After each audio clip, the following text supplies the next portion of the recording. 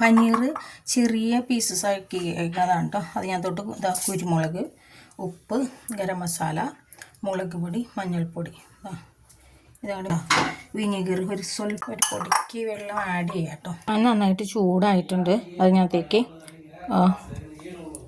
ചൂടായി. അപ്പോൾ നമുക്ക് ഇട്ട് കൊടുക്കാം.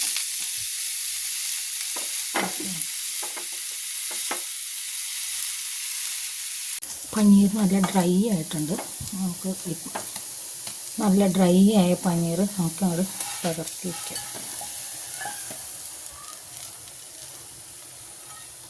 പനീർ മാറ്റിയ ശേഷം എന്താ ആ പാനിലേക്ക് ഇഞ്ചി, പച്ചമുളക്, കരിവേപ്പില, സവാള. അപ്പോൾ അതിലേക്ക് നമ്മൾ ഇച്ചിരി വെളുത്തുള്ളി ആഡ് ചെയ്യണം. അതിലേക്ക് കുറച്ച് കുരുമുളക് പൊടി, മഞ്ഞൾപ്പൊടി.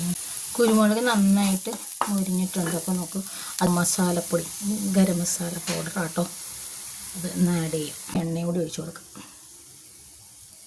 മുളക് പൊടി ആഡ് ചെയ്യണം കേട്ടോ. നമുക്ക് കുറച്ച് ബീഫ് വേവിച്ച് വെച്ചിട്ടുണ്ട്, അത് ആഡ് ചെയ്യാം കേട്ടോ.